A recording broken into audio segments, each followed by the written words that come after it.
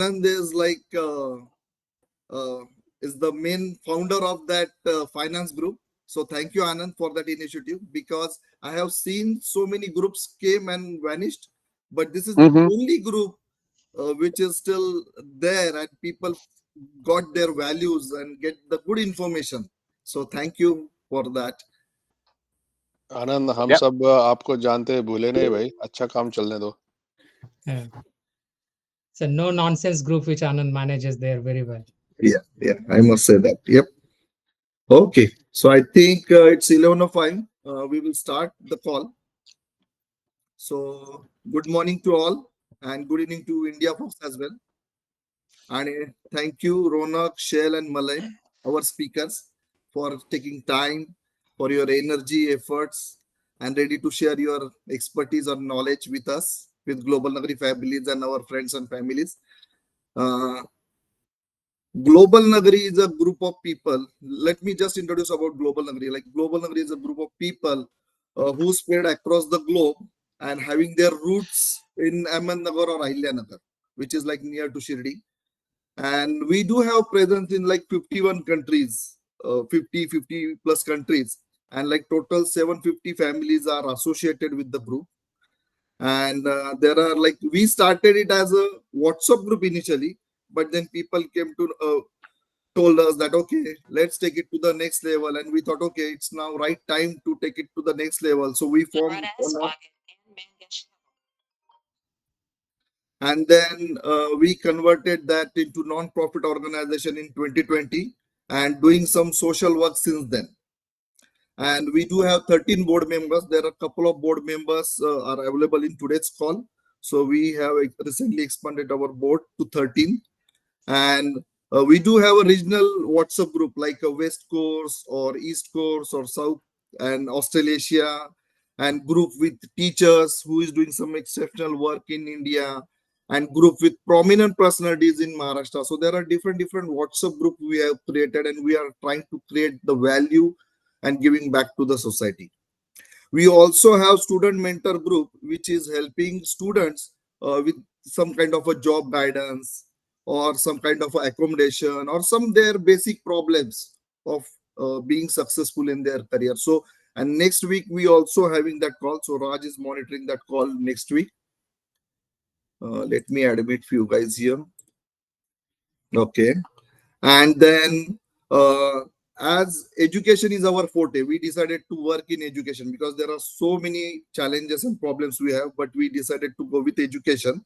And we have done significant amount of work in education field. So we did like some video conferencing long back in 2018, 19, 2020. And through that video conferencing, we do mentor teachers, students, and their parents. And we also run some English improvement programs. Like we did all in 4 batches, and one batch last for like 3 to 4 months. And then 350 teachers got the benefit of that program, and it's absolutely free. We do not charge any single rupees or dollar from any teachers. We did it successfully for almost 4 times.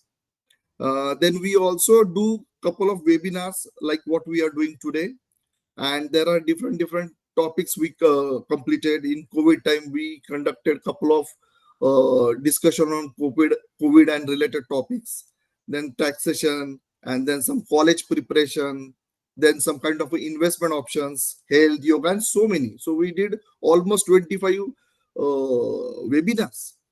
And then we also like we do donation drive once in a year.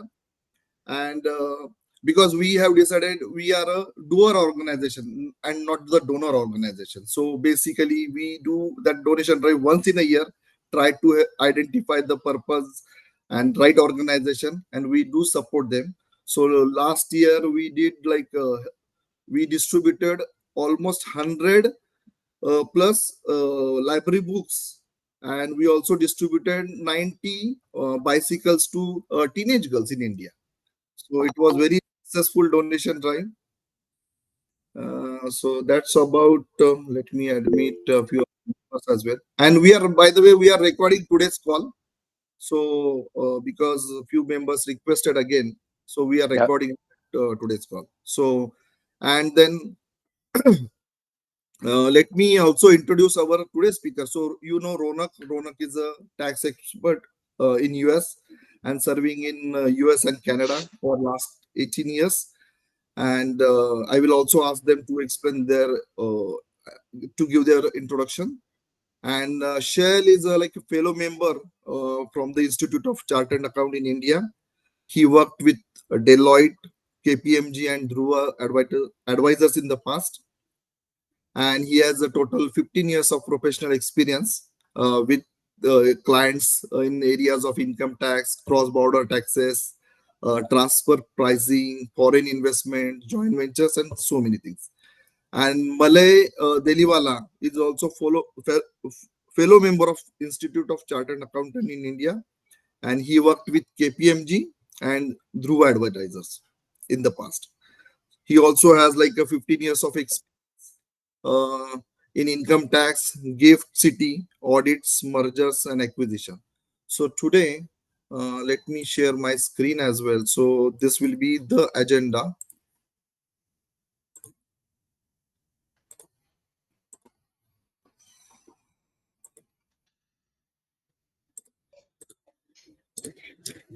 Okay. So these are our three speakers we have. So uh, I already so I will open the call, talk about global risk. We already did that. So Ronak will talk about US taxation. Shell will talk about India taxation. Malay will talk about the gift city. So yeah, I think and the medium of this call will be English and Hindi. So be comfortable uh, in English and Hindi. And yeah, before I hand it over to speakers, Rohit or Kishore Dada, would you like to add something? No, I think everybody is waiting for the main speaker. So let's go ahead, if at all. Rohit? Yeah, I would say so. Yeah, let's do that. I think it's already 11:12. Let's make best use of the time of all these experts. So yes, Perfect. let's jump into it. So I will request Ronak to go first. All right. Can you guys hear me? Yep. We do. All right. Hello everybody. It's always good to see you guys.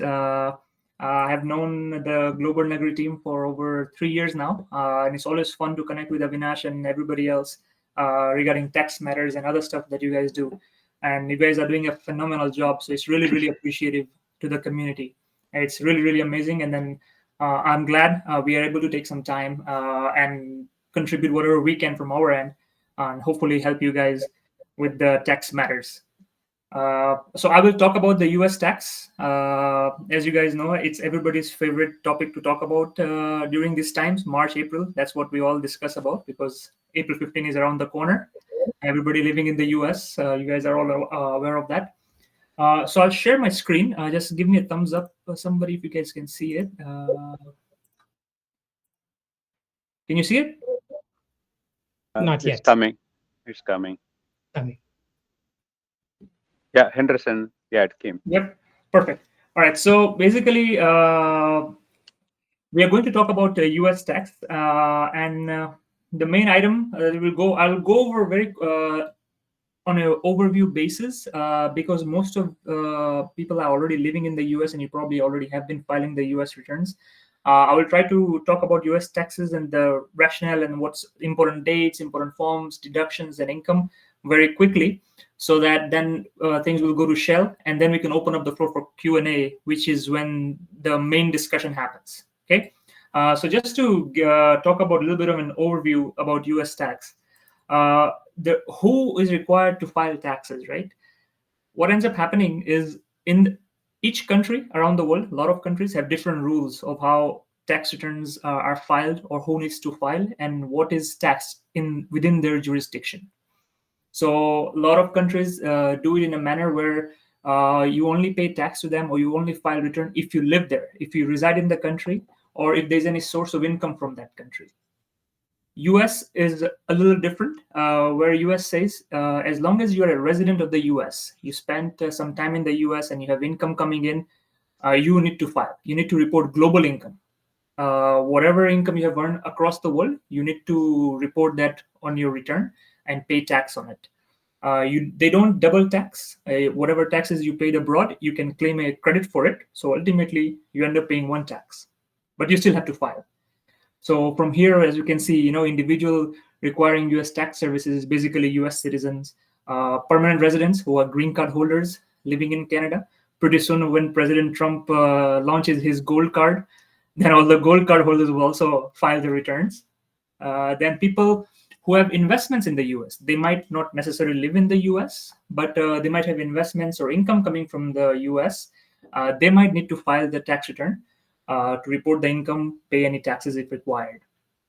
Then we have foreign nationals working or doing business in the US. Same way, people who don't live in the US, but they have business income coming in, earned in the US. You have students who live in the US who are here on visas, and they earn income. They're supposed to file, report their income. Then when we have cross-border moves, for example, here between Canada and US, they have a lot of treaty basis for their returns. So people, when they move across the countries, it triggers US returns. And then shareholders of foreign companies. If you are a US citizen or a permanent resident, you live here, and you have share ownership, you have interest in any foreign business, such as a business in India, you are supposed to file a return and report that income over here as well. So you might not have any income in the US, you are a low income earner in the US, but you have a business in India or abroad. You're supposed to report that income here, file the returns and pay the taxes. And then we mentioned the students as well. So now, types of income very quickly, as a lot of you are already used to it, people who are working, people who have businesses, people who have investments.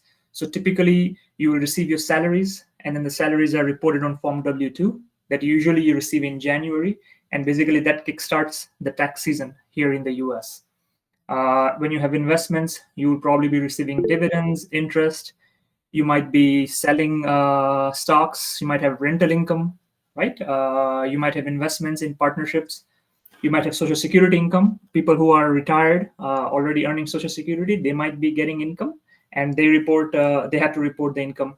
Right now, President Trump is working on eliminating tax completely on Social Security income and completely on tips as well. So those of you who are already retired, earning Social Security income, if this bill passes in the Congress, then the good news is that starting next year or whenever it's effective of, you might not owe any taxes that you earn on Social Security income.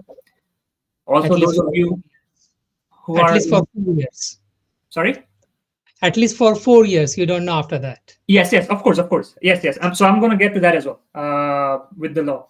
And then all the people who are in the hospitality industry, working in restaurants. I used to work in a restaurant before, and it's too late now for me, but everybody who's earning income on tips, they won't be paying taxes. Ronak, 1 second. Yes. So people have raised their hands. So I would like to request and hold their questions till last. So what we will do, Ronak will go first, and then Shail and Malay will go second, and then we'll open the floor for question and answer session, guys. Correct. Thank you. All right. Good.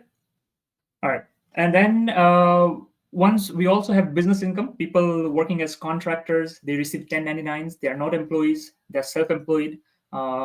They're supposed to report their income on their tax return and pay the taxes accordingly. So these are the basic nature of income that you will typically have in the US. That is reported on taxable forms. They have made it easier so that you can just use this form to report that income on your return. And then very quickly, 1 second. Yeah, we had that.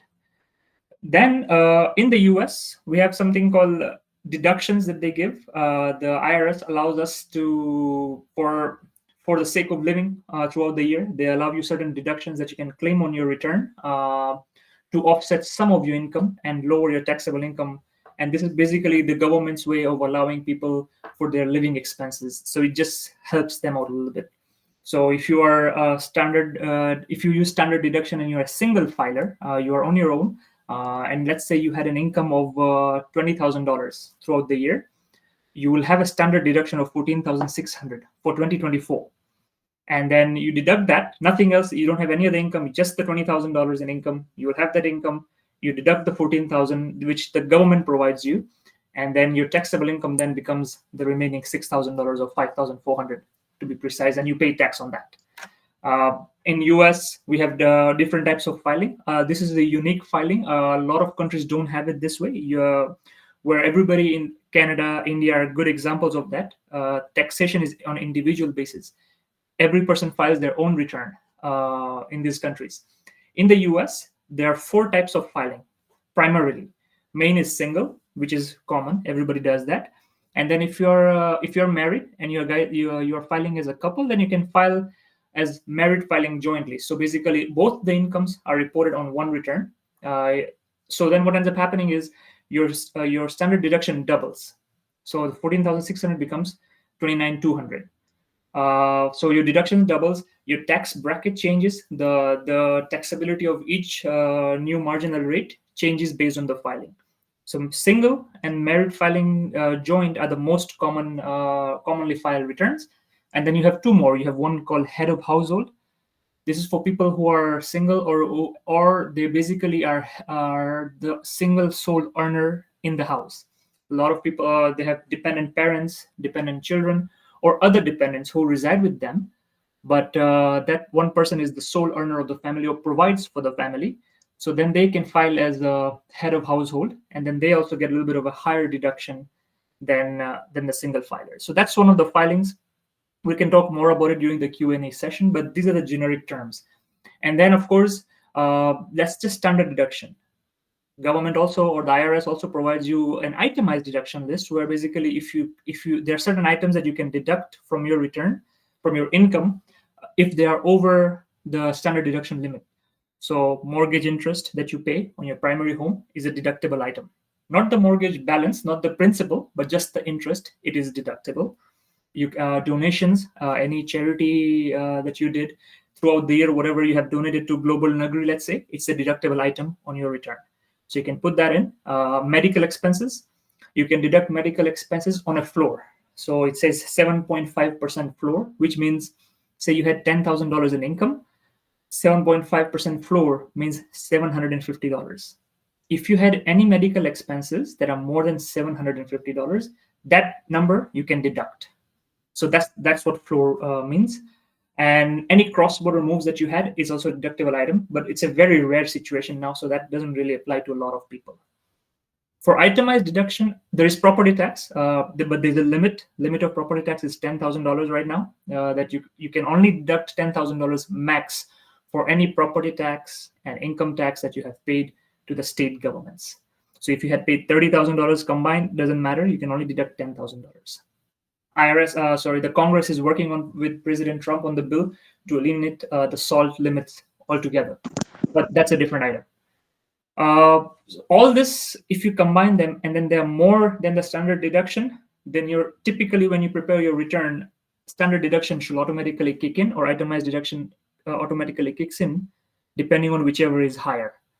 So basically, that's the idea in terms of deductions. Pretty straightforward. And here, just for illustration purposes, I have provided the tax brackets for different source of income. And these are new. All this is new from 2017. Before 2017, this whole tax filing requirements, the rates, everything used to be different. It was a completely different ballgame. It used to be complex in terms of deduction, but filing is more complex now in terms of there are more rules, but it's easier and it's lighter. The rates are lower. What President Trump did in 2017 is across the board, they slashed the tax rates for a lot of income earners. So overall, it's a good news. What happened in 2017? The tax laws that were passed during that time, they are set to expire end of this year. So right now, they are aggressively working on passing a tax bill to renew this. And one of the push that they're trying to do is make any changes that they had to, whatever was not made last time, they're going to do it now.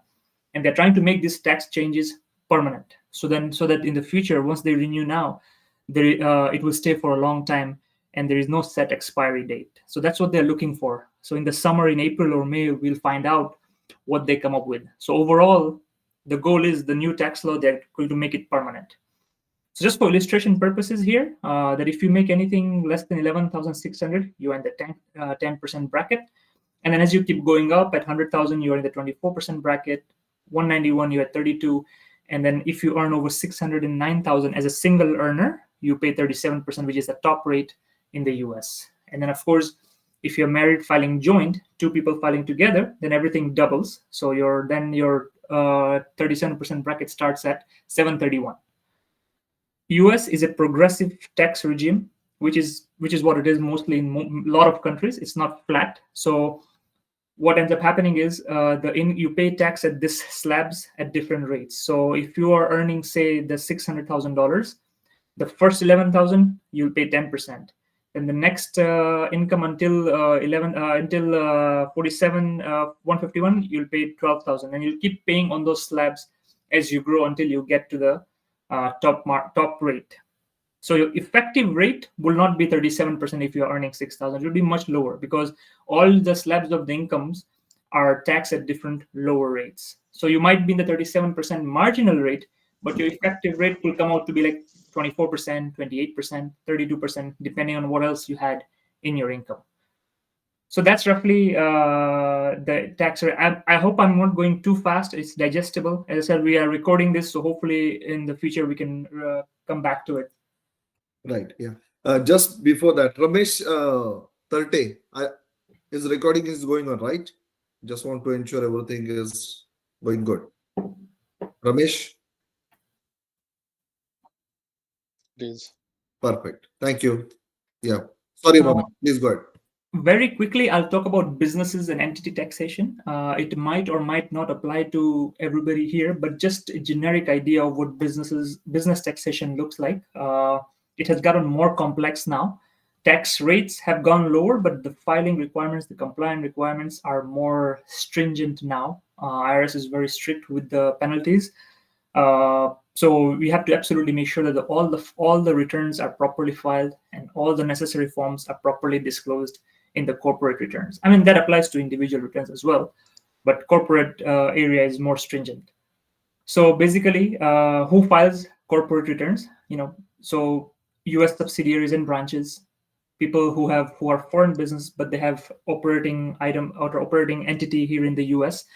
Shell operates out of India. He has a lot of clients in India, but he also has a lot of clients who have U.S. presence. So then they all need U.S. returns that they might need to file. So examples like that. So U.S. subsidiaries and branches, entities providing services and doing business in the U.S., foreign companies who are sending employees to the U.S. You might have some high-ranking officer or some technical engineer, technical person working for you abroad, and then for a certain project, you're sending them to the U.S. That person, when they are living in the US, they will file their own individual return, but the corporation might also have its own filing requirements because now they have presence in the US. There's a person in the US doing business for them. So those kicks in. And then, of course, when you have investments in the US, you are a foreign business, but you have investments here, you need to file a return. And this goes without saying that the domestic businesses that are operating out of US, naturally, they have to file their returns. And typical forms are Form 1120, Form 1120F, depending on what's the nature of the business itself. Okay. So this another item I wanted to go over was some requirements regarding people who are permanent residents in the US, or they are foreign nationals, or they are foreign people, but might be living in the US for longer than 183 days. So typically 183 day or 180 day is the mark that determines your residency in any country. Typically, it might not be 183 everywhere, but that's the 6-month mark, where when you spend more than that many days in the US, then chances are you could be considered a US resident. So you need to be careful in the amount of time you spend here when you are on a visa or you're a non-resident individual.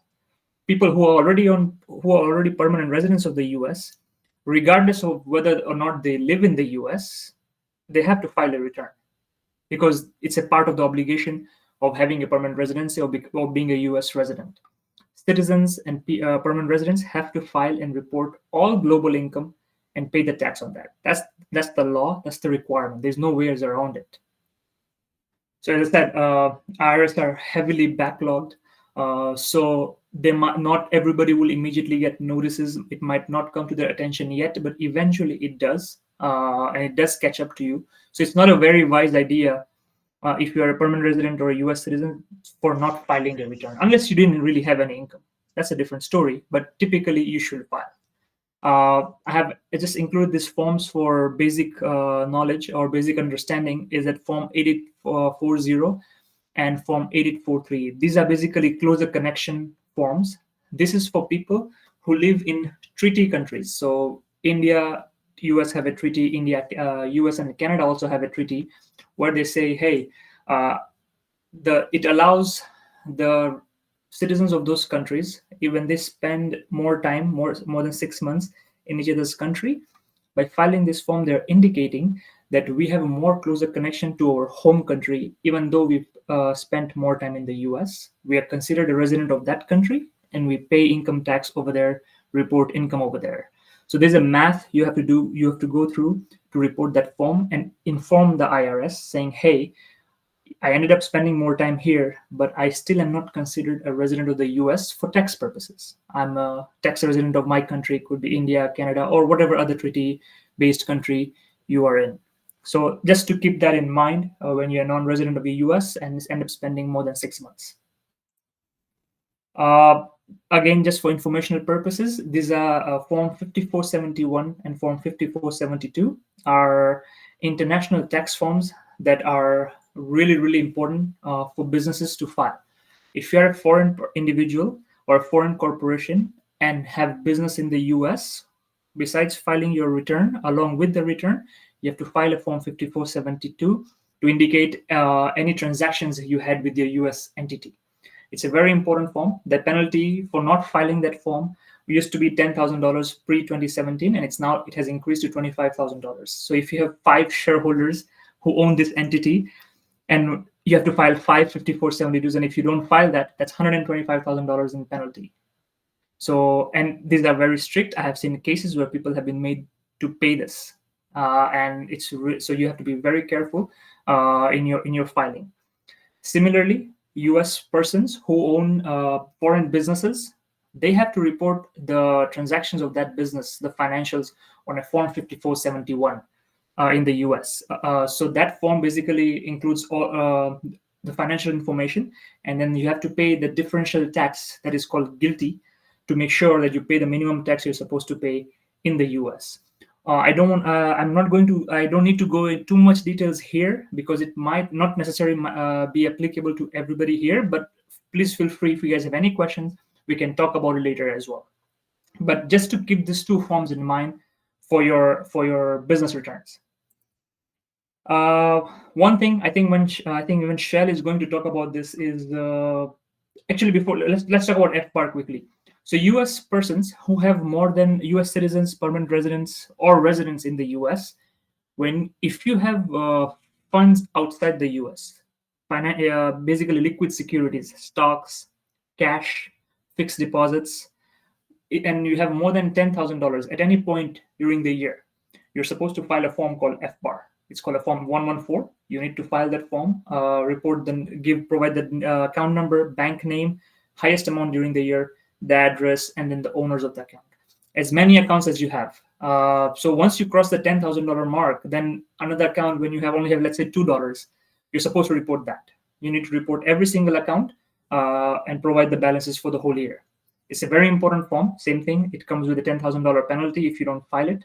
And the FATCA Act that came about sometime in 2010-11, that's when it really, really picked up. It has always been the law, but it really picked up momentum to counter basically money laundering, terrorism, and all this stuff, to track the money where everybody is holding the money. Countries have come to an agreement where they're trying to report the money that are sitting in abroad that belongs to their citizens. So the banks and the governments are sharing information with each other to ensure compliance, because that's one way to basically enhance business. They're trying to be transparent. They're trying to bring everybody in compliance, so everybody is straightforward. So Form 114 and the Form 8938 are really important forms. So please make sure you guys are filing that in your tax returns. If you have not been already, you need to review that, talk to your accountant about that.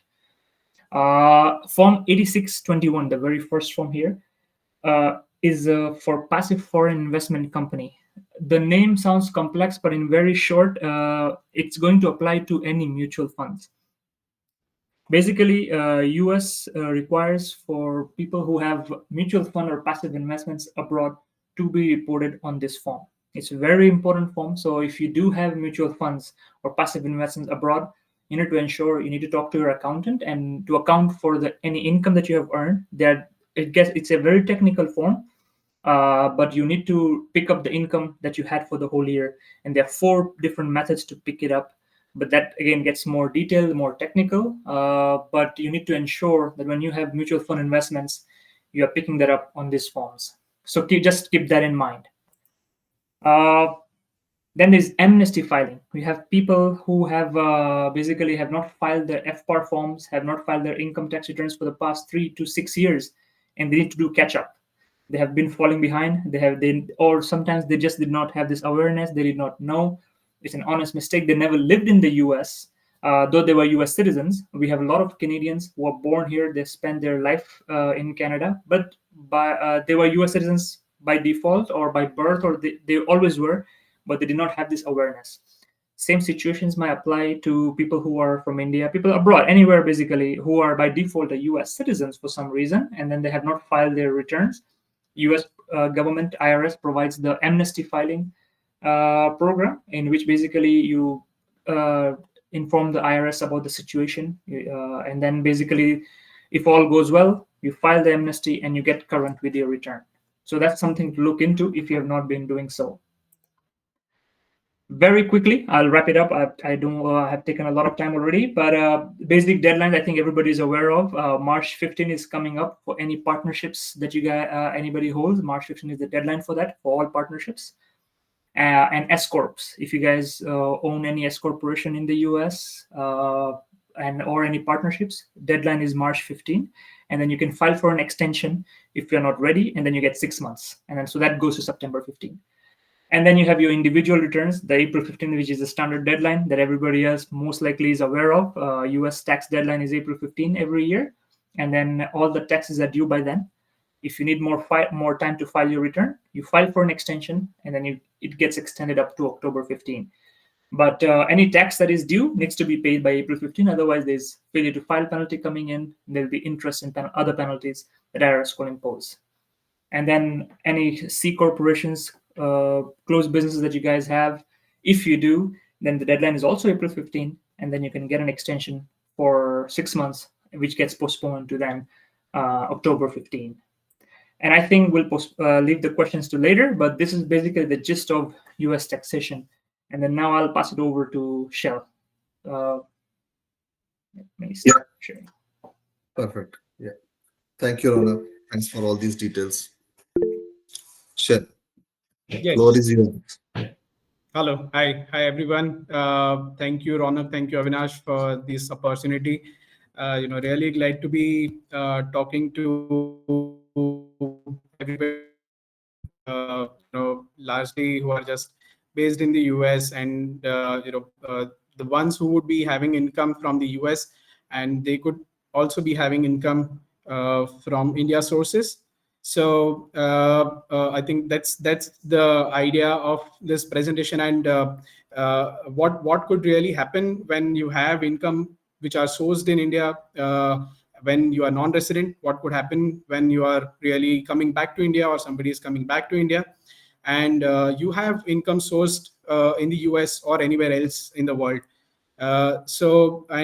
We would be focusing mainly on the individual taxation. So our discussion would focus largely on the kinds of income in India which would be in a nature of passive income, such as interest income, dividend income. You could have properties based in India, and you could be earning rental income. If you have different kinds of investments in India, what happens if you sell off those investments in terms of different securities or real properties, etc. So our objective of this particular presentation would be to hopefully add some value in terms of India taxation and maybe clarify some of the questions. that you would have. We'll just go whenever you are really looking at India tax, Shell. Shall I to suggest know you what are something? the different Yeah. legs of. So Shall there is some problem at, Yes. at you your may side. it will help if you go off camera, because I think it is taking Okay. lots of bandwidth and your voice is breaking. Okay. Let me know if this is good. Yep, Yeah, this is looks better. perfect. Thank you. And your All display right. All picture right. is great too. All right. Okay. Okay. Perfect. Yeah. So I was just speaking that we should largely focus on rates of taxes in India. So again, in India as well, you have different slabs of rate for individuals. If you have a Hindu undivided family in India, which is called as HUF, these rates of taxes do apply to them as well. We'll go into determination of residential status of an individual, how it is determined, different kinds of income and the taxes on same.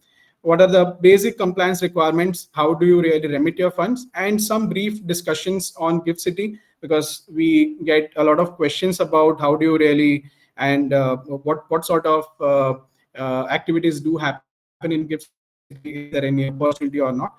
So we'll just discuss on this and then we'll go on to Q&A. So as you can see, these are the slab rates that are applicable from the next financial year, that is from April to March in India.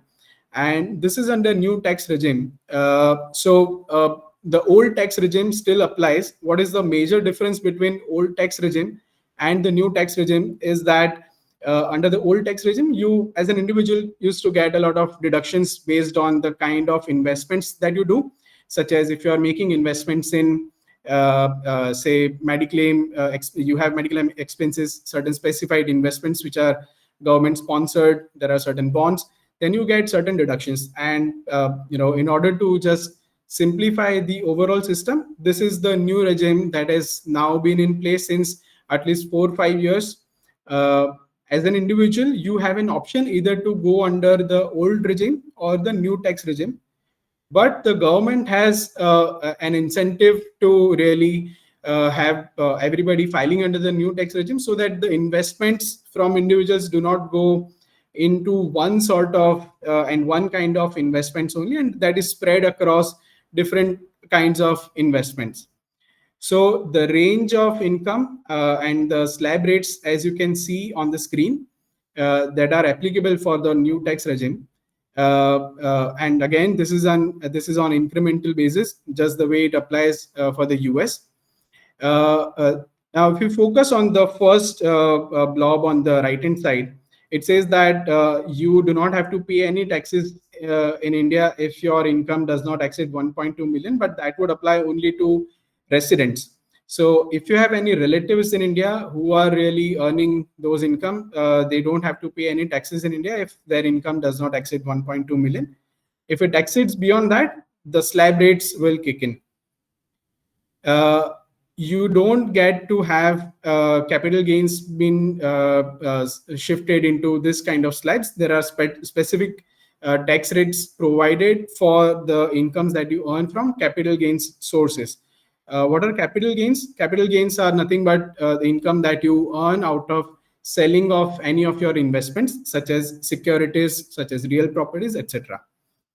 If you are filing your return of income in India by yourself or through somebody else, now the system is such that by default, the new tax regime is selected, and you have to really opt for the old regime if you don't want to opt for the new tax regime. But generally, we have seen that new tax regime is the most beneficial one for the residents as well as non-residents now on. So whenever we talk about the rates of tax and the regime, generally we will see that new regime is the one which is really accepted and followed by everyone. Now, this is something a little bit unique to India, where you have two different residential status even after you're regarded as a resident. This is this is in implementation largely because of a lot of diaspora coming back to India. So the second residential status that you would see is resident but not ordinarily resident. That is largely applied and is applicable to the ones who are moving back to India. And that's when we really see this residential status being in action. So if your stay in India is more than 182 days, you will by default be regarded as a resident. And if you are regarded as a resident, you would typically want to be bifurcated whether you are a resident and ordinarily resident, which are like the ones who are like us, like me and Malay, who are based in India and have been here. If somebody is moving back to India, that's when you would look at the second, third, and the fourth line coming in. We'll just focus on the fourth one, which says that if your residential status in India in the preceding 9 years out of the 10 years has been non-resident, so that means you have stayed outside of India for more than 182 days, or your stay in the preceding 7 years is less than 730 days, then you become a resident but not ordinarily resident. That is RNOR.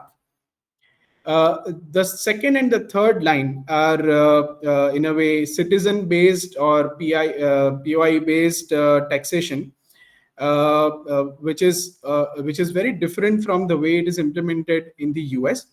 So it applies. The government wants to apply this in a situation where, let's say a person is living in India for a lot of number of days.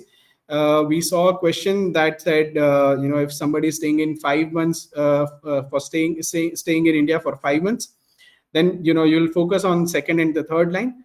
If let's say you are staying in India for more than 120 days, and your source of income in India is more than 1.5 million in INR, then you could be regarded as resident but not ordinary resident, even if your stay in India is less than 182 days.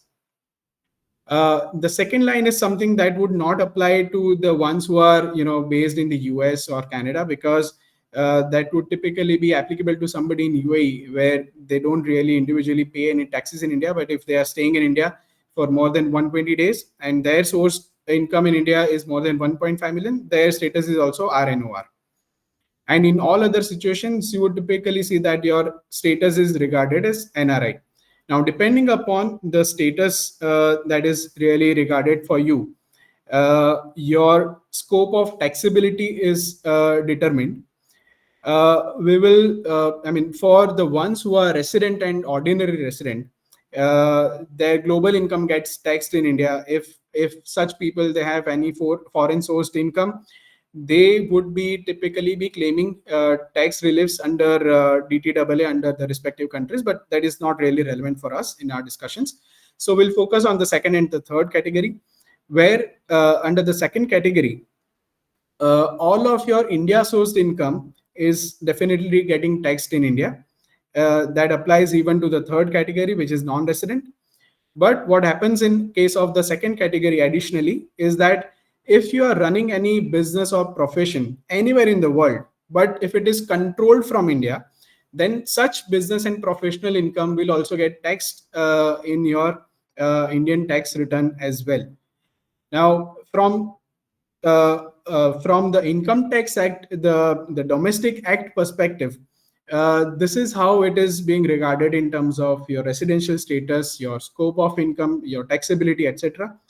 But when you move to a tax treaty, you should ideally determine your residential status once again. And if under the treaty you are being regarded as a non-resident, your scope of income, which is getting taxed in India, will shift to the third category. So we'll move to the next subjects and we'll see how this really applies in practice. So if as a non-resident, you are earning different kinds of income. This income could be such as interest income from different sources. If you have made investments in different shares, you could be earning dividend income. If you have properties in India, you could have rental income. And if you are selling off all of those assets, you could be earning capital gains as well. We had a question before during our discussions that what happens if somebody is earning and trading on cryptos in India and different kind of digital assets, what happens to those income as well. So the most tax efficient income from India perspective would be interest on your NRE account, which is not taxable in India. An NRE account is a foreign currency account. So you would be having your savings in the USD currency itself. You would not be looking at it as an INR account. If you have different kinds of other kinds of interest income, such as income from your NRO account, your FDs, or if you have made investments in different debentures, bonds, and you are earning some interest on the same, they will be taxed under the slab rates as we had discussed in the first slide. If you have made investments in different shares and you are earning dividend income, such as equity shares or preference shares, and you are earning that income, that are getting taxed at 20%. Rental income typically gets taxed under slab rates, but what happens is that on each rental income, you get a standard deduction of 30%. So if let's say you are earning a rental income of 1 million INR in a year, then what you offer to tax in your India tax return is not 1 million, but you are offering to tax 700,000. So your income and your slab rates that would be applicable would be after considering this standard deduction of 30%. The capital gains tax rates for long-term capital assets have been revised quite recently, and which are now taxed at 12.5% flat rate, irrespective of the kind of asset that you have. So even if you have a property or you've invested in listed shares, you've invested in mutual funds, your taxability will be at 12.5%. The holding period, which typically means whether your asset should be regarded as a long-term or it should be regarded as a short-term asset. It depends upon the kind of asset. So if you have invested in any kind of listed securities, your holding period in order to be regarded an asset as a long-term asset will be 12 months. So if you are selling something after holding it for 12 months, you will be taxed at 12.5%. But if you are selling it before that, it will be taxed at 20%. Now, if we look at unlisted shares or if we look at real properties, if you are selling it after 24 months, your tax rate will be 12.5% because it is regarded as a long-term asset. And if you are selling it before 24 months, you will be taxed at the slab rate. So the itemized rate, the slabs that we had seen in the first slide. All the gains on crypto assets, they are taxed at flat 30% irrespective of the slab rate. And the only deduction that you are allowed to claim in order to say your computer income from crypto assets is only the purchase cost of those crypto. So if you're incurring any expenses with respect to the transaction cost or commission, all of those expenses are not really allowed. The government stand is that it is more like an income which is an activity which they do not really want to escalate more and more. They do not want to encourage this. We had another question as to what happens when somebody is withdrawing the retirement funds after coming back to India.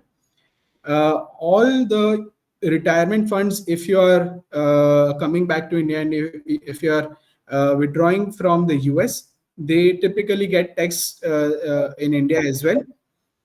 So, of course, you will be eligible to with under the DTAA for the double tax for the tax already that you would be paying in the US as well, because you would still be a US citizen. So you will get these benefits of DTAA, and you'll be paying taxes in India on the US retirement funds as well. Just one quick addition to previous slide, Shail.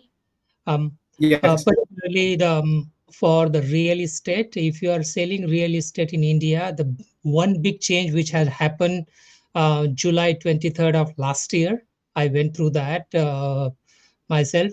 So the indexation which used to be available for real estate properties earlier, that indexation is no more applicable.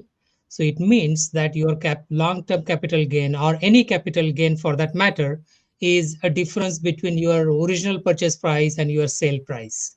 No indexation applicable anymore on the real estate property. And that Correct. and that too for NRIs, because resident is still having that Correct. liberty for this year. Correct. Correct. Yeah. Correct. No, thank you for adding this. And what we have discussed with some of our clients is that if, let's say, you are a non-resident and you are having residential or different kinds of properties in India, do you want to explore an idea where you give this property to somebody, some of your relatives in India, and then they typically sell those assets? If you do that because they are residents, and if those properties are purchased before that specified date of July 23, then those individuals who are residents, they will still be eligible to claim indexation benefits. I mean, whichever is beneficial. Rather, you either claim indexation and pay 20% taxes, or you don't claim indexation and pay 12.5%. So we did discuss this. Of course, the criteria will be what are the stamp duty implications. You do a cost benefit analysis, and do you really want to do this? And basis that you take a call. So of course, we thought would be discussed on this as well. This Yes, this question with respect to significant economic presence was also posed to us before this session, as to what are these things, and do they really apply? How do they apply?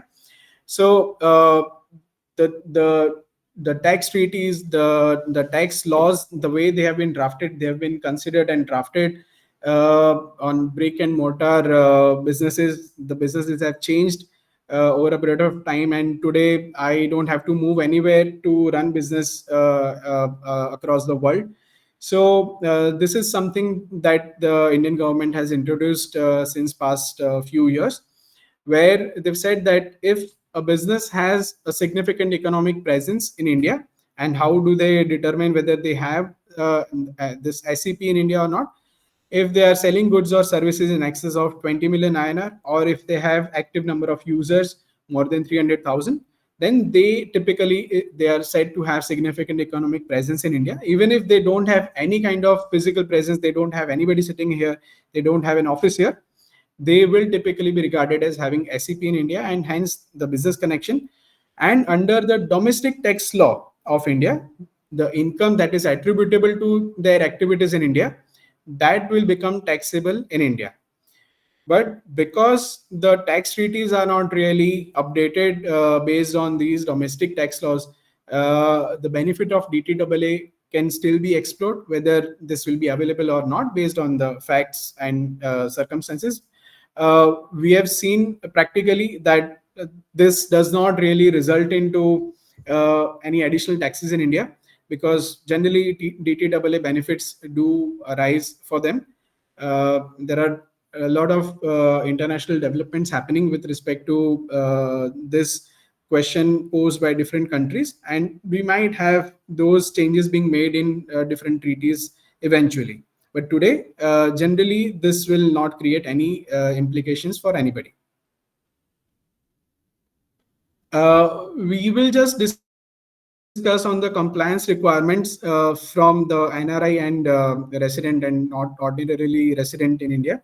So typically, you have to report whatever is taxable to you in India, depending upon your residential status, irrespective whether you are claiming your DTAA benefit or not. So let's say I have a taxable income under domestic tax law of 1 million INR. I will have to report it, even if under DTAA, I do not have to pay any taxes.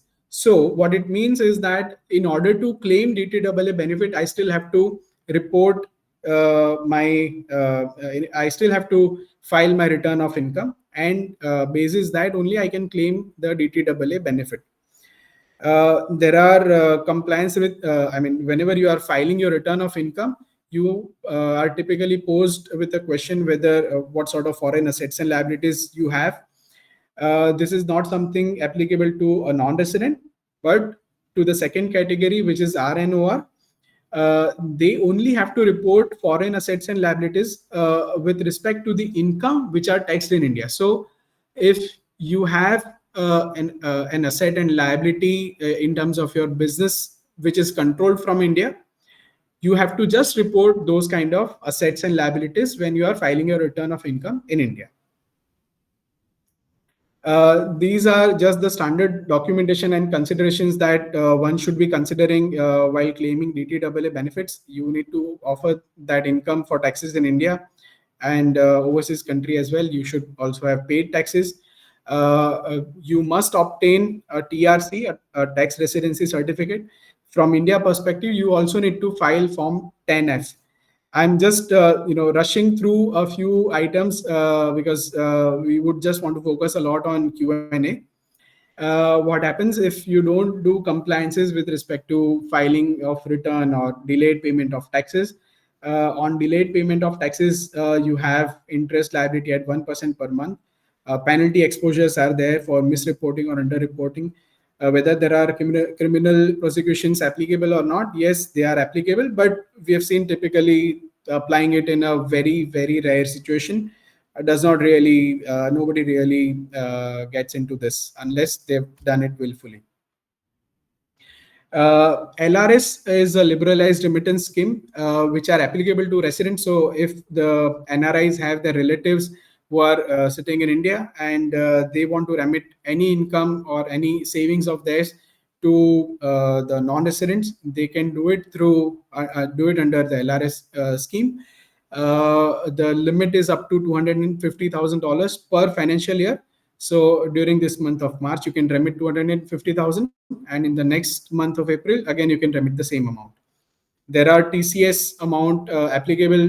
The rates are 5% and 20% depending upon the purpose for which you are remitting the funds.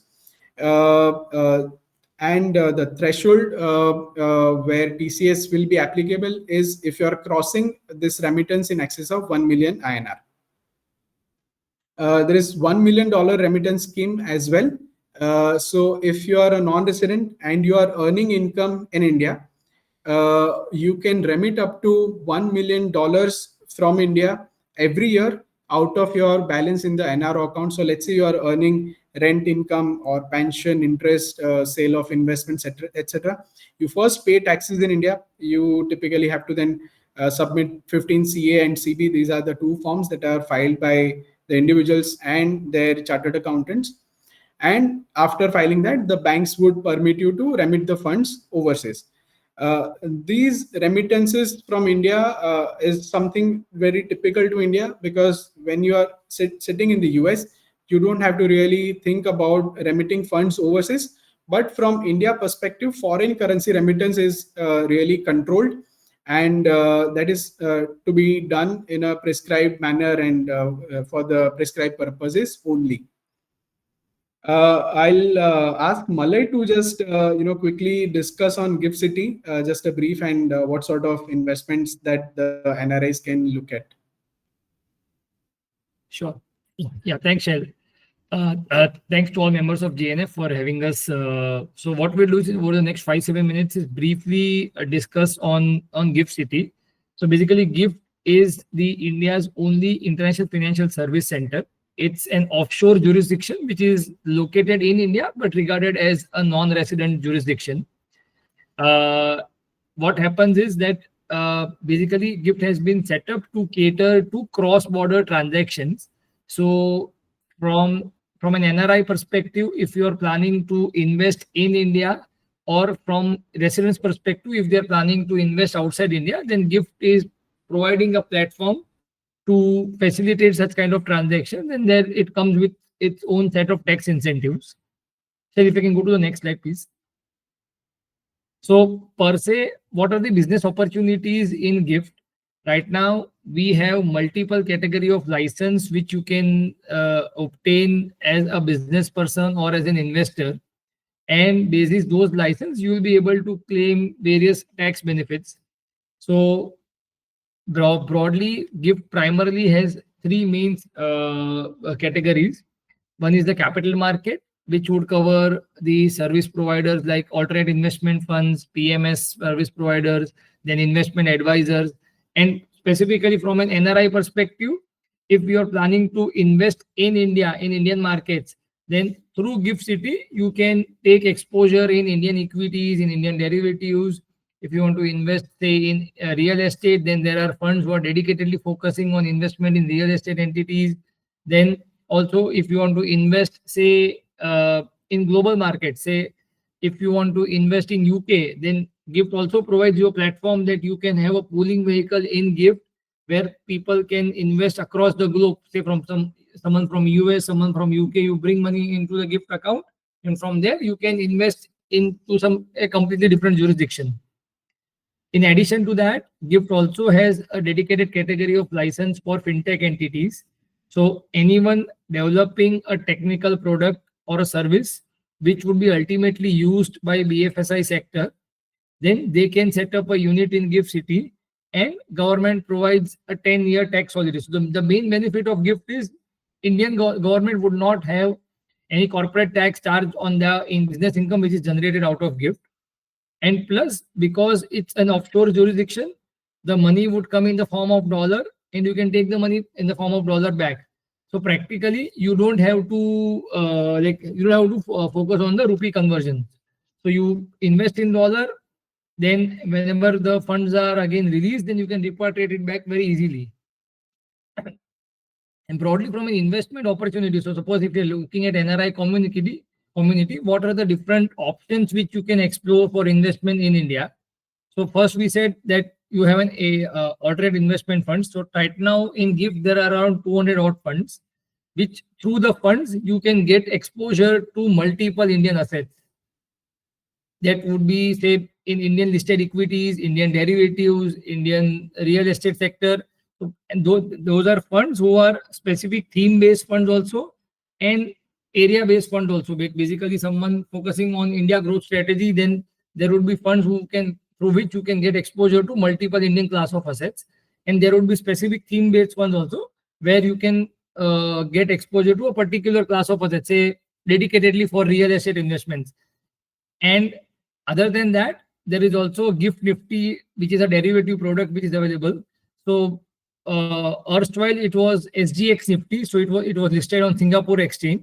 Now the government has shifted the SGX Nifty to GIFT Nifty, and through the GIFT Nifty derivative product, you can get exposure to underlying futures and options.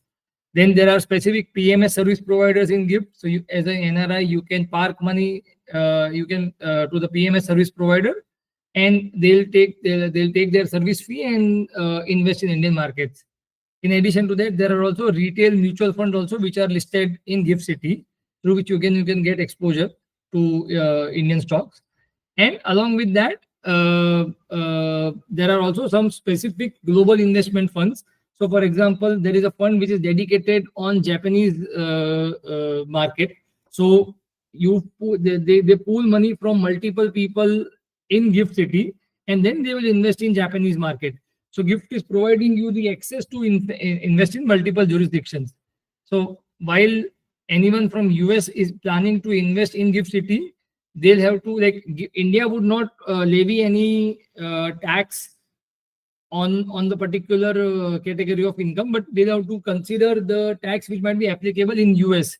And as Ronak was suggesting, that PFIC return also has to be considered, because these funds or would have underlying further assets in India.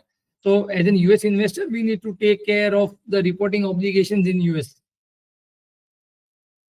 Yes, so this is a broad summary of GIFT City. I think we can take any questions later now. Perfect. Okay. Yeah. Thanks, Malay. So Thank now you. everybody is done. So we can open the floor for the question and answer session.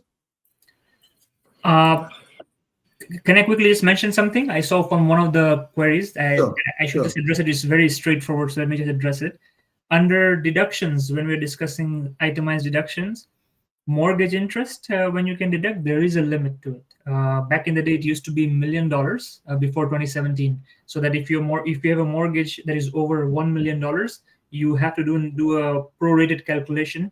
We have to complete the mortgage worksheet, and up to $1 million worth of mortgage interest is deductible, and then the remaining is carried forward. It's not allowed. After 2017, that has reduced to $750,000. Any mortgage interest over $750,000 is not deductible in that particular year. So that's the answer just to that particular query. Okay, perfect. Thank you, Ronak. And I see Prashant and Raj raised their hand. So Prashant, go ahead. Prashant, Yeah, I have. Sorry, go ahead. Go ahead, Prashant. No, I have a couple of questions. Somebody was talking about DTAA, double tax avoidance treaty. So, how does it work? If I am into the top slab in US and I'm also in top slab in India, anyway, I'm going to, I file a taxation in India, I file taxation in US.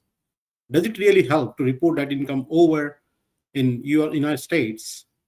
Because if I report that income, even if I try to deduct the tax I paid over in India, I'm still going to be in the top tax slab over here.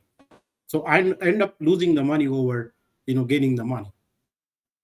Yeah. So as the law, if you're a US resident, US taxpayer, you're supposed to report all the global income in the US. It's the law.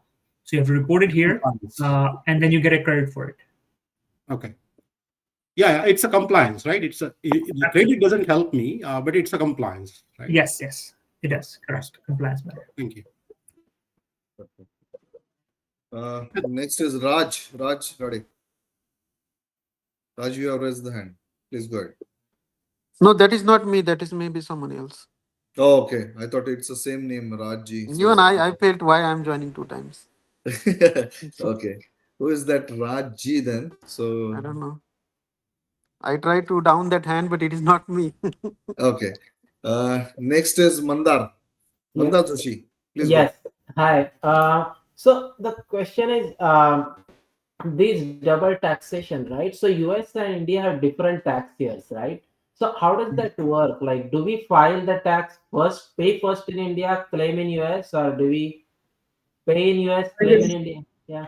Yeah, no, it is very interesting because what happens is that so from India perspective, because you're a non-resident and you have India sourced income from India perspective, your first liability to pay taxes arises in India, and under DTAA you could get an advantage with respect to the rate of tax. So let's say, for example, you have earned dividend income. The domestic law in India says 20%. If, for example, US India DTAA says 15%, in India you will pay 15%. But if in India you have earned this income in the month of March 2025, in India you are filing your return of income for the financial year 24-25, which will typically happen in September 25. And in the US, you have again earned income in the year 2025. So by the time you have to file your return of income in the US, ideally you should be able to claim credit of this income because you have already paid taxes on the same in India. Okay. So just to add to what Shell said, typically what will happen is not only India, anywhere you are in the world, whenever there's a discrepancy or difference in the fiscal years, always the source country goes first. That's the rule of thumb. The source where the income is always goes first. So right, and then on our US side, because we work on calendar year basis, what we have to do is we have to prorate the income. The right way to do it is you take the 3 months of India income from the 3 months from the current year and then 9 months from the previous year. So typically your India chartered accountant will do the math for you, this whole income, how much you earn on a calendar year basis and how much tax you owe on the calendar year basis. And you take that income, bring it back to the US, report it here. All right, thanks. I have actually another question. Like, if I have a rental property in India, like the tenant has to pay the TDS, like, because a lot of tenants are not willing to do that. So for compliance, is it okay if the owner also pays online? Like, Yeah, so TDS is generally a liability that is applicable for the payers if the tenant really has that liability, because generally, if it is an individual, they would generally not be liable for TDS in India. And Okay. even if it is they are liable, they would not. I mean, it is not nothing non-compliance for the recipient. Okay. Thanks. Hey, Avinash, can I go for another second question if you don't have? Okay, there are a couple of people in the queue. Okay, sorry. Yeah, I don't want to monopolize, so I just wanted to check. Give me opportunity to other guys, and then I will come back to you, Prashant. Sure. Okay. So Sheetal, please go ahead, Sheetal. Yeah, hello. Actually, my question here is for both the American also and for the Indian tax. The same. It's like I'm doing a small business from home, and it's like my husband is funding it right now. So whatever funds we transfer, it's through his American account to my Indian account. I do purchase goods from India, and then I have it sold here back in America. So I wanted to know that am I liable to pay taxes in India?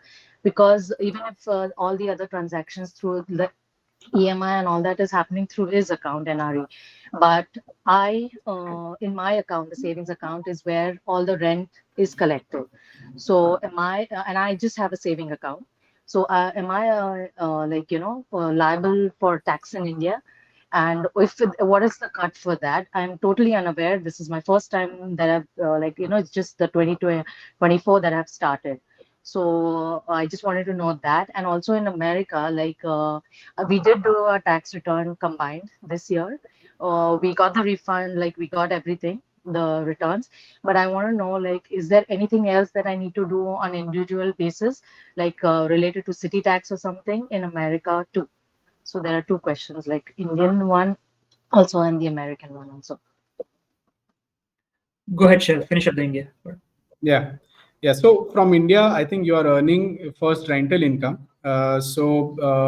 Basis the slab rate, this income will be taxed, and even under DTAA, for any kind of real estate income, whether it is rental income or whenever you are selling the property. Typically, everywhere across the world, the law will always state that wherever the property is situated, you are supposed to pay taxes as per the domestic tax law only. So for rental income, you are definitely taxable in India. As far as your activity of purchase of goods from India is concerned, as long as you're not doing anything more than just purchase of property and you are paying out of your NRE or other bank account in India, generally it should not be a problem. Of course, we can look at it in more depth, but generally it should not be a problem. No income should be taxed in India. Okay. Is there any specific amount as to where, I'm liable for the rented income, or it's compulsory? So, because you are a non-resident, your taxability will start where your taxable income, including your interest income, rental income, everything. If in total combined, it exceeds 400,000 rupees in India, you will have to file at least taxes in India. Okay. You will have to file return of income in India, and basis how your income has shaped up during the year, we'll come to know whether it is you have to really pay any taxes or not. Okay. And on the US side, as I discussed during presentation, you have to report the global income. So whatever India income is will be picked up on the US returns. You get taxed on that. You get a credit that you paid. You get a credit for the taxes you paid in India. And then for local returns, depending on the state that you live in, your state might have local taxes or might not. So if it doesn't have local city taxes, then you have to pay the city tax as well. But usually when you file a return, the software, the accountant will basically pick it up directly from the state returns and bring it into the city. So you shouldn't have to do anything separately. I don't think so.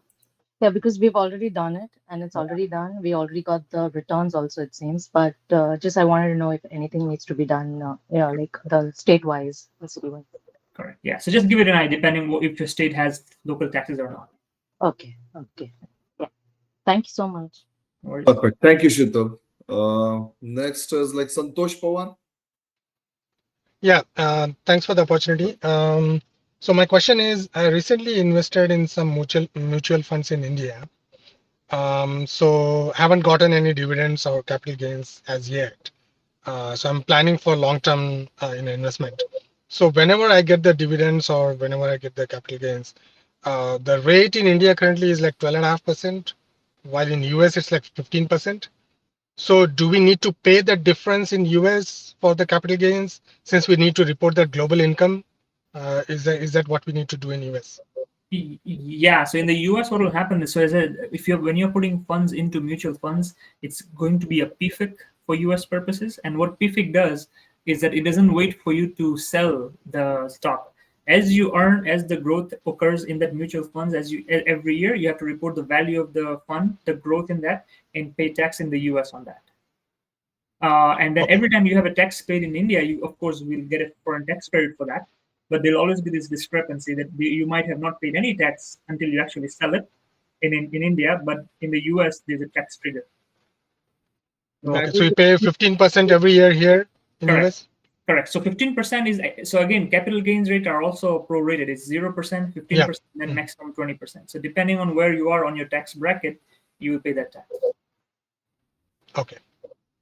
Yeah, a simple rule of thumb, what I realized when it comes to double taxation treaty, eventually you end up paying higher of the two countries. Always.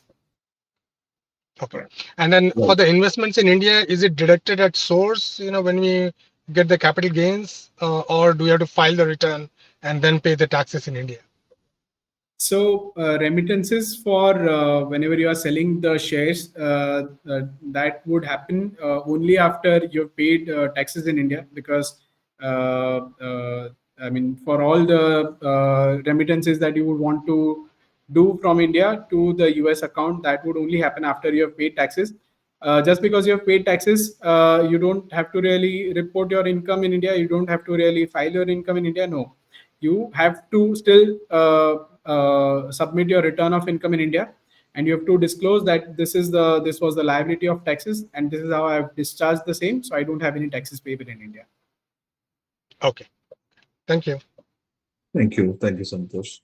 Next is Raj Ji. Yeah, let me ask the question anyway.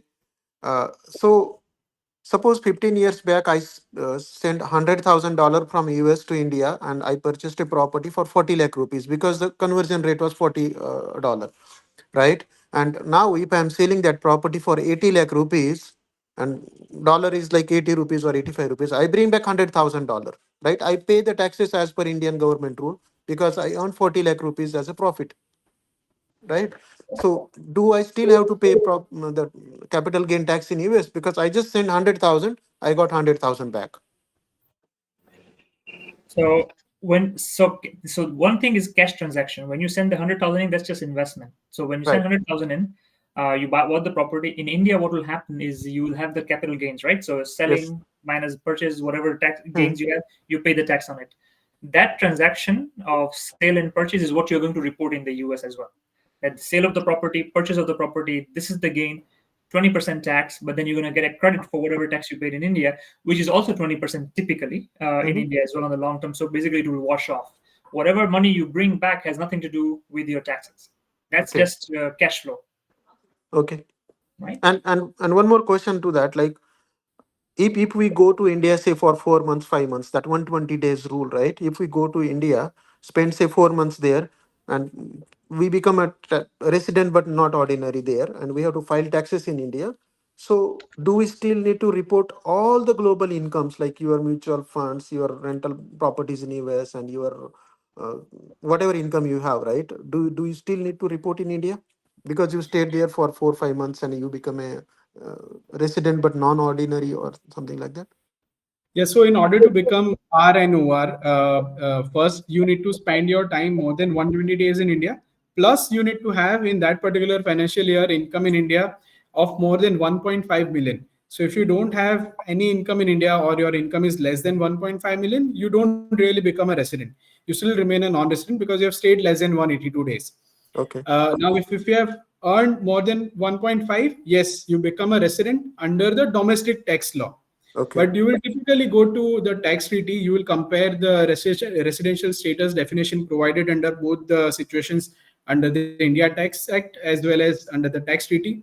Under the tax treaty, typically you should be regarded still as a non-resident because your typical home, your your usual abode place will be regarded as the US.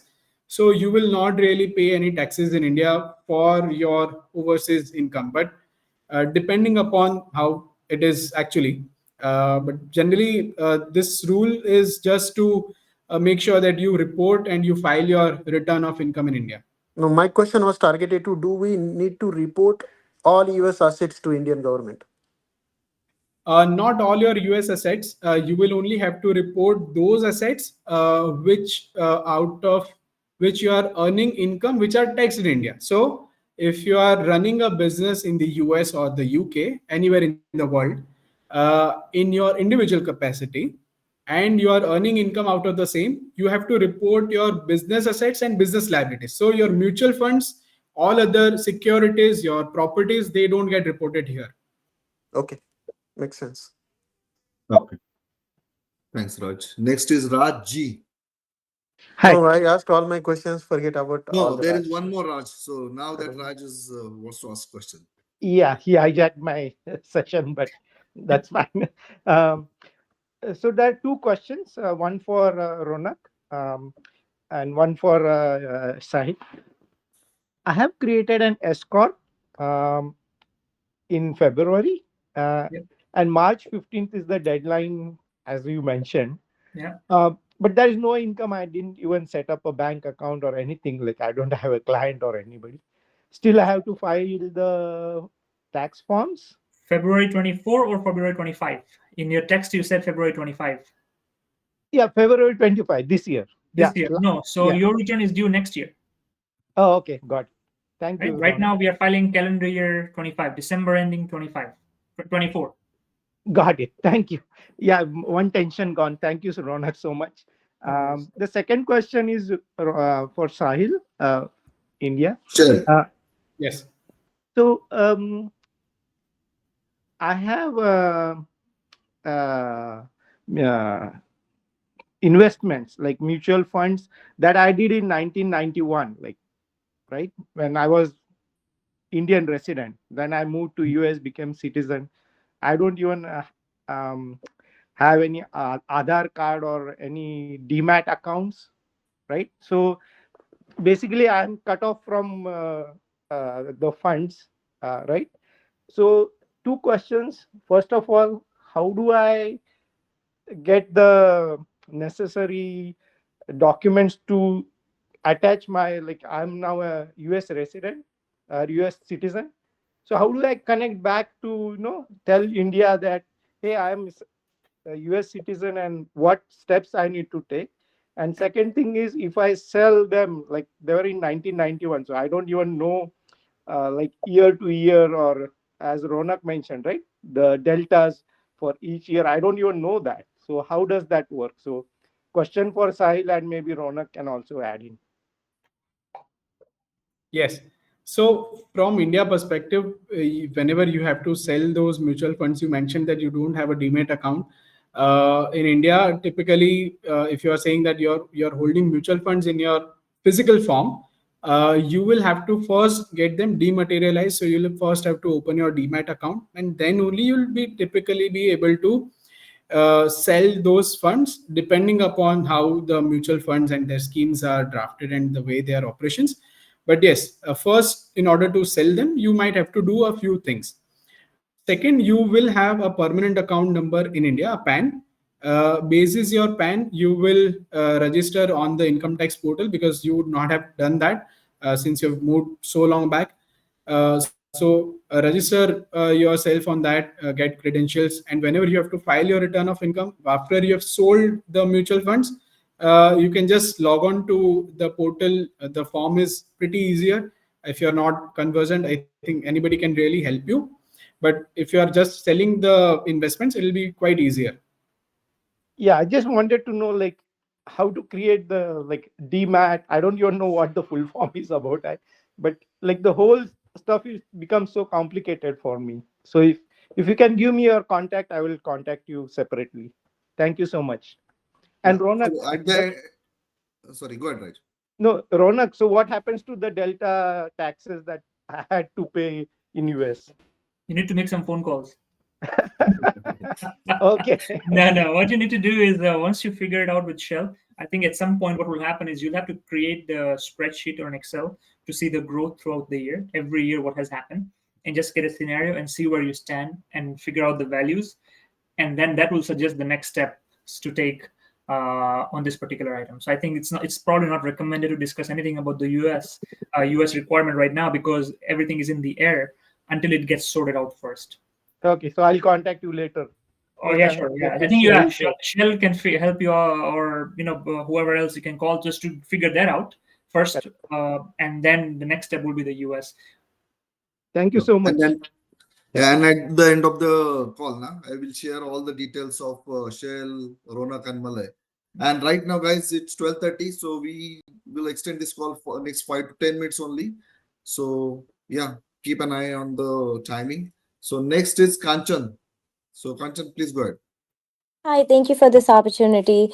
My quick question is I earn rental income in India and it's in my NRO account.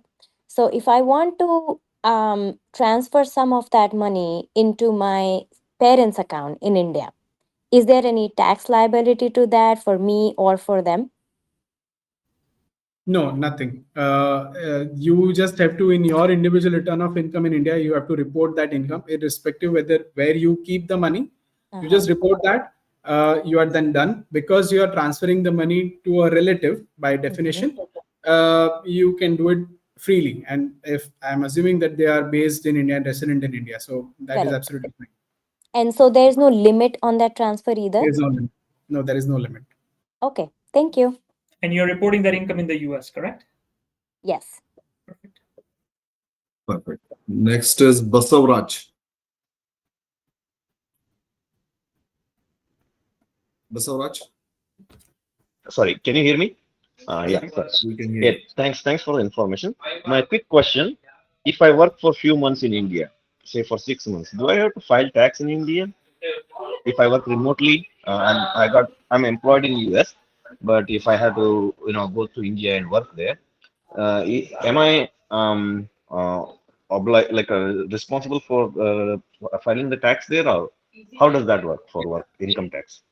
Yes. So whenever you have moved to India, let's say you moved in the month of September, and September to March is the 7 month typical period. So you'll only recognize that 7 month period as the taxable income in India, and basis that you will file your return of income in India. So for remote work, even though if I'm working, if I'm employed by US employer, I still have to file tax in Yes. India. Salary is sourced in India because you're working in India. And how much is the minimum time? Like, is it okay if I work only 2 weeks or 3 weeks? I don't have to worry, or do I have to report everything, even if I work 3 weeks? Yeah, no, number of days of stay will really determine how your income is going to be taxed. Uh, when you say you have moved to India just for 3 weeks, nothing is really taxed in India. Okay, so what is that minimum period that I don't have to I worry would about say tax? if you're staying more than 120 days, that's when you start really looking at how the India is shaping up. Okay, thank you. Thanks. And could you please put your the contact information so that for future information we can contact you for filing or anything? Sure, I think Avinash ji will definitely help on that. Okay, thank you. Avinash, you are on mute. Santosh, yeah, please go ahead. Yeah, thanks. Okay. Thanks, Shell and Ronak. I think the question is just the next part of what Basavaraj was asking. So I moved back to India in June. So 180 days plus in India. I was there in the US for 10 years. Now, what is this tax status for me for current assessment year, basically in the US as well as India? India RNOR as per domestic tax law. Even Right. under treaty, because you are more than 182 days in India, you are resident. So India, you will file return of income under RNOR, the second category. So it For would this year, be all the income that I earn in India, I will file in India, and whatever I earn in the US, I will pay in the US, right? For yes, the last. except if you are running any business anywhere in the world, you will report in India as well. Okay, okay, yeah, it's a salary only. I think Ronak has something to say. For the US, are you a US citizen or a permanent resident? No, no, I am not a US citizen. No, yeah. So then you have only source income on both sides. So in the US, Both you sides. only pay and taxes for the income that Right. you earn while you were in the US. Thank you. Thank you. Thank you, Santosh. Next is Chandra Ripaka. Go ahead, Chandra. Hi. I have rental income in India, which is less than 400, like 4 lakhs. I'm showing that in US, but I'm not showing it in India, maybe since last 5-6 years. Like, is it better to show there and say like there is no tax needed, or it's okay if I leave it? It's okay even if you leave it because you don't have to really file returns. But I mean, it is always advisable to just file it and be done with it. Okay, like is it easy to file in now in India? Because Absolutely, very easy. Considering your income, which is only rental income, it will be very easy. okay, thank you. Okay, great. So next is Prashant Deshmukh. Go ahead.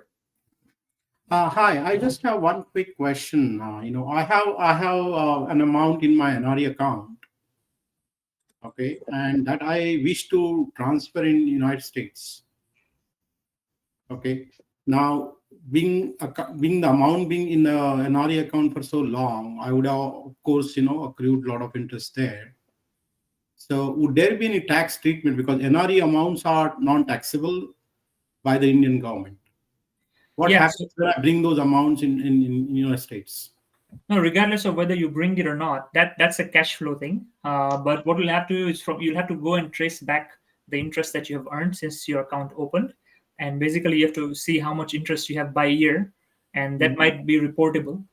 Depending on the amounts itself, we have to figure out whether or not you need to amend the return and pick up this income, or you can combine it together. But all depends on the growth. All depends on how much interest you earned by year. Okay, so whatever interest I would have earned, would that be taxable in absolutely. US? Absolutely, yes. And that would be as per my tax rate today. Correct. Right? Correct. As of that year. So if there's an interest that you earn in 2020, it will be based on the 2020 return, 2020 rates, and then 21, 22, 23, 24. Oh, okay. By year. So, Prashant, just to add real quick and for everyone else as well, if you are a US tax resident, you are expected to pay the tax on your global income. So when your money was there in your NRE account and you are accruing the income, then that year you would have actually paid the income tax on that because that's your global income. So if you have not done it in the past, maybe it is time to correct it because somewhere down the line, you will have to make it good. Even if it is $1, you have to report it. Yep, absolutely. Great. I think we are done with all the questions and answer sessions. Is there anyone before we wrap today's call? Yeah, this is Raj G again. Just wanted to add a point. So I sold a property last year or year before that, and then the amount was big. We transferred it. We did all the India taxes and all that. We got it, but since the amount was big, the IRS said you have to pay a penalty. So I just wanted to make the people aware that there is something called as penalty that can be waived later on.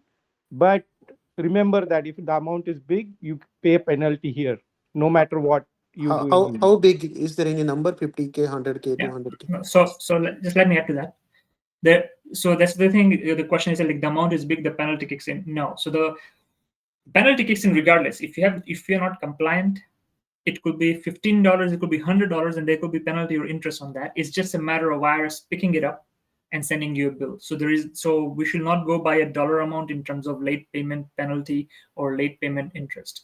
The moment you have a gain, the moment you have income, you need to report it to the IRS and pay the necessary tax. So, and then of course the whole it can be waived later is also not for granted. It's circumstantial, depending on what your circumstances were, whether or not you qualify. IRS might or might not abate any penalty, depending on the reasonability of the particular income and the intent. Correct. We had to write a letter to IRS and do all that stuff. Yeah. Perfect. Okay. So looks like we are 10 minutes over 12:30.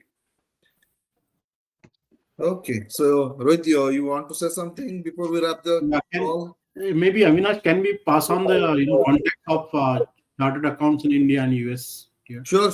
I will do that at the end of the call to all the respective groups because I posted this message in couple of groups, right? So definitely we will share Ronak's detail, their email IDs as well, in subsequent groups. Yeah, Avinash, Partha here. I just wanted Yeah, to Partha. take the opportunity to thank everybody. It was a very informative session that we had. Thank you very much for your time, and also thanks, Avinash, for coordinating this out. No worries. Thanks, Partha. Yeah, thanks, Anand. Avinash. Yeah, it's good pleasure to meet the experts, and then thanks for organizing this. This is all started with one WhatsApp forward message, which is like, "Oh, you have Right. to. The world is dying," like that, you know. And then it's all clear now. All my questions mostly get answered. Many of the things in the session Right. will. And Thank you. basically, it's a good group that like we are discussing about all finance related topics, right? No nonsense talk on Yeah, that true. group. So that's again great initiative, Anand. Thanks to you as well. True. Okay, Thanks. Rohit. Before I Sure. close the call, yeah, go ahead. So, first of all, on behalf of Globalnagari Foundation, we really would like to thank Ronak, you. Your association has been great always. So, thank you. And thank you for all those valuable inputs today. Shail and Malay, thank you. I think it's very important for most of the NRI communities to, kind of understand both US and India side of taxation together. Many a times we all see that we get a picture in isolation. Somebody would talk only about India, somebody talks only about US, but bringing both of you together and kind of giving that good picture to us has been very helpful. So thank you very much. Malay, the gift city is definitely something which is really being talked about. You kind of just scratch the surface, we know that, for want of time, but I would say that it's a great opportunity for the NRIs to explore that. So good that you kind of made it a point for mentioning it to us. So thank you. And Avinash, thank you. I know it's never easy. It's never easy to kind of bring all the people together, create the agenda, coordinate it, put it to the people, and kind of organize the meeting, coordinate, admit the people, even creating the flyers. So there's a lot which goes behind that, and we know you have been putting lots of effort in that. We know you are very passionate about it, so that's great. And last but not least, all the enthusiastic member who joined. I mean, Anand and the big group on MyFin Wealth and the Global Nagari Foundation member. We hope that this call has been valuable to you all and it's worth of your time. So once Right. again, thank you so much. And over to you, Avinash. Thank you. Thanks. Pleasure to mine. And yes, it's a really important call. And when I was talking with Ronak, then he says like, can we also get Shell on the call, like so that he can get Indian perspective. So it was really very mutual call between India and US taxation and how this treaty goes hand in hand. And thanks to Malay as well, bringing that gift city. So definitely, people will reach out to you for that kind of a NRI investment option. So we would see that traction. And I think thanks for your energy, time, efforts, because you put all your efforts making presentation. And I think it's now 11 o'clock, right? 11:15 in India. So Yeah. It's pretty thank late, you yeah. for your time. And happy Women's Day to all women who joined the call. So, and last but not the least, next week, Global Nagari is arranging one students call. Basically, we do have a student mentor group. So basically, we are arranging one call for students in US who is finding the right opportunities in US and then how to prepare resume and how to prepare interview. So and basically how to reach to the larger crowd, right? So it's all about. So Rajendra Gade is working on that, and definitely Raj would like to add something before we Yeah, close I the mean, it call. is not limited to Global Nagari. Any student from anywhere in the world can join that call. It is not only US focus, it is the global call. So anyone can join. Perfect. So thank Yeah, you. please share Ronak, would you information like to say something? also. Ronak want to say something, I believe. Ronak. Yeah. So I want to applaud everybody. I'm really, really happy to see everybody's interested in learning about tax and just understanding the tax situation. It's really, really good. You guys took out some time from your Saturdays. I've spoken to Avinash before that we are doing this because we want the taxpayers living in the US, living in India, to understand their tax situations. A lot of times we have come across situations where we have clients and they simply rely on our advice and what we do, and that's a good thing. But what we want overall, what I've seen over the past 18 years, is that if the taxpayers are more aware of their tax situations, they're more educated about it, they can also do proper planning so that they are not caught, they're not surprised by situations. So it's always good to know under your situation, your finance situation, your tax position, so that when you meet with your accountants, there's a lot of work that is already done. So then you are at the optimal level. So we are really always eager to inform all the clients, all the respected parties. So it's good for everybody, and compliance is a good thing. Everybody should be in compliance. So then we are all good citizens. We are doing our part, and that brings everything together, right? It harmonizes things. It reduces conflict. It reduces friction. So it's a good thing. We're really happy to spend time doing this. It's always a pleasure to see you guys, to talk to you guys, and cheers to everybody for that. Sure. Thank you. Great session. Thank you. Thank you. Thank you. Thank you so much. Thank you all. Thank you. Thank you. You take care. Take care. Have a nice day. Bye.